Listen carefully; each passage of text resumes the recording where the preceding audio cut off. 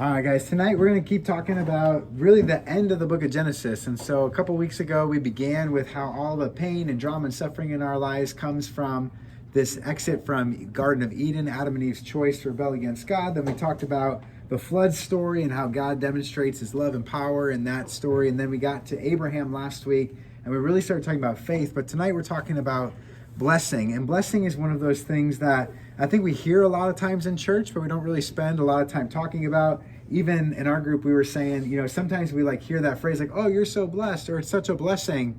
And it's like, well, what does that really mean? Like outside of church, do we ever really hear or talk about the word blessing? And the big idea kind of tonight is that God doesn't need a perfect family to pass along a perfect blessing. And so one of the things that we've been kind of hinting at this whole time is how God is a loving God, God is a kind God, God's a benevolent God.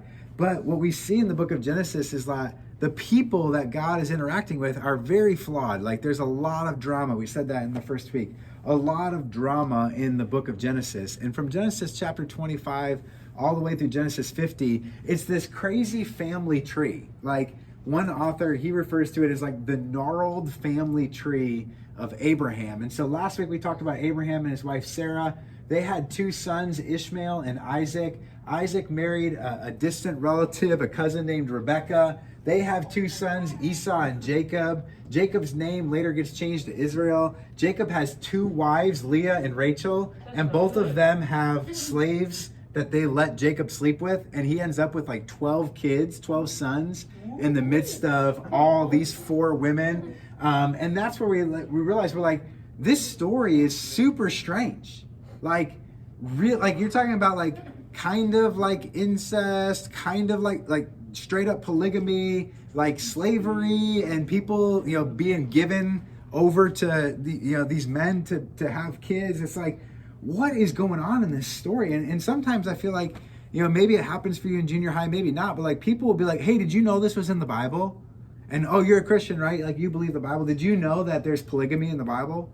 Oh, did you know that in the Bible, like certain guys, they just get to sleep with the slaves of their wives? Like, did you know that these two boys or these two family members were in like a conflict and like one of them killed the other one? Did you know that these things were in there? It's like, if you were to just take Abraham's family tree, like, yeah, we maybe recognize the name Jacob, or we recognize Israel. You might recognize the name Judah. You might recognize the name Joseph. But like what we see is that Abraham's family tree is wilder than most TV shows. Like it would put Game of Thrones to shame. Like it's way more interesting than that. Like this is not your like neat and clean, like all perfect family. Definitely not clean. And I feel like that's one of those things that when you kind of come to the Bible, like if you come to the Bible and expect to find like perfect people or perfect stories, they just aren't there. But what's even crazier is that Abraham, we remember from last week, we said Abraham received this blessing from God, and that blessing like passes on in every one of these layers of the family. Like the blessing continues on. God's promise to bless Abraham and to bless the whole world through Abraham wasn't dependent on perfect people.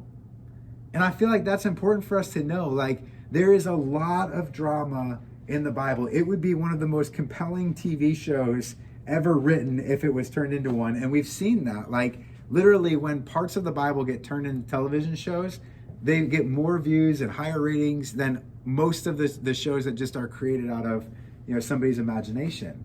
Like it's a fascinating story, and it's really intriguing to me as we talk today about this blessing, that God doesn't need a perfect family to pass along a perfect blessing.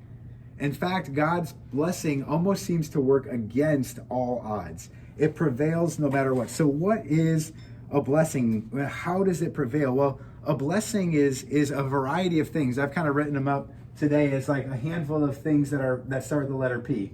God's blessing is evidence in people. Like God blesses us with relationships. God's blessing is evident in place. Like he gives us a space, a spot in the world to exist, a place to be. God's blessing is evident in his provision. Like he takes care of his people. He takes care of his creation. God's blessing is evident in protection. He often will fight on behalf of his people. He'll keep them safe and secure against their enemies. But God's blessing is most evident in his presence. He's continually seeking out relationship with people. And in Genesis chapter 28, we see this with Jacob. As Jacob leaves, before he marries these two ladies and before he has all of these sons, Jacob is leaving his homeland. It says in Genesis 28 verse 3 that God Almighty is going to bless him and make him fruitful and multiply him, that he'll become a company of peoples. May he give the blessing of Abraham to Jacob and Jacob's offspring, that he may take possession of the land of your sojourning that God gave to Abraham. And then in verse 13, the Lord says, I'm the Lord, the God of Abraham, your father, and the God of Isaac. The land on which you lie, I'll give to you and your offspring. Your offspring will be like the dust of the earth. You'll spread abroad to the west and the east and the north and the south. And in you and your offspring shall all the families of the earth be blessed. Behold, I am with you and will keep you wherever you go and will bring you back to this land, for I will not leave you until I have done what I promised you. You see, a whole bunch of these things show up, just even in that little passage.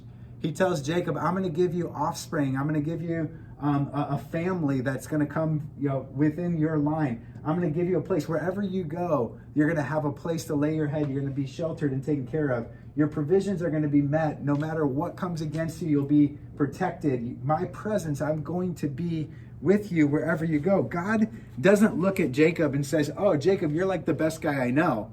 In fact, Jacob's reputation at that point in the story is pretty spotty.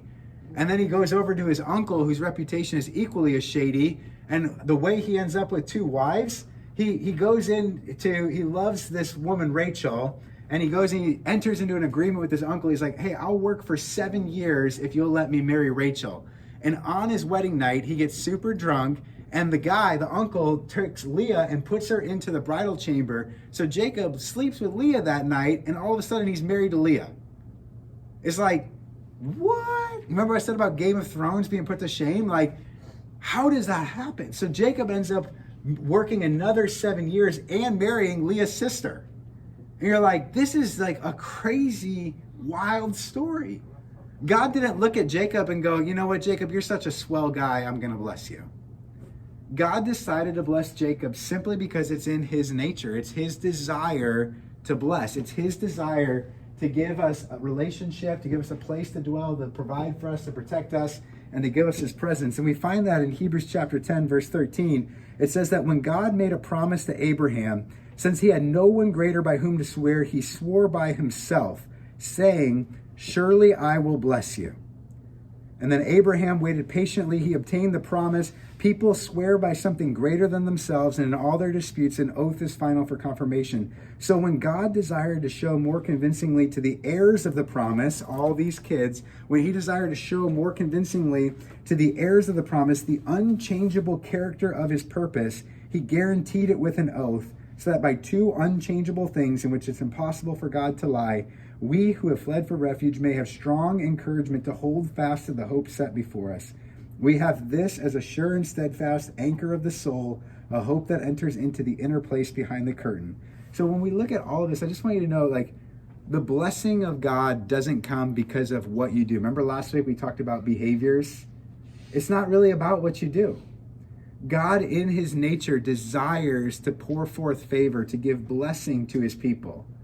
And as people who believe in that, all of our behaviors take shape from that. But God is determined to form a family of nations.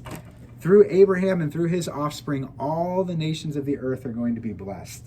And that's a project that God's been working on since the time of Abraham. And it's something that he's still working on through people like you and me. So big idea for the night.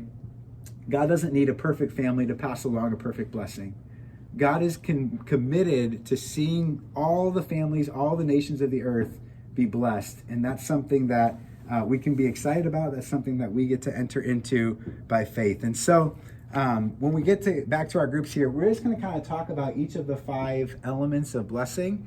And then we'll kind of have some time tonight upstairs and hang out a little bit before we go. We'll probably head out kind of quick tonight because of the snow and everything that's happening. I don't want you guys to put your parents in a bad spot driving. So let's go back to our groups. We'll talk through these kind of 5 elements of blessing, and then we'll hang out upstairs a little bit.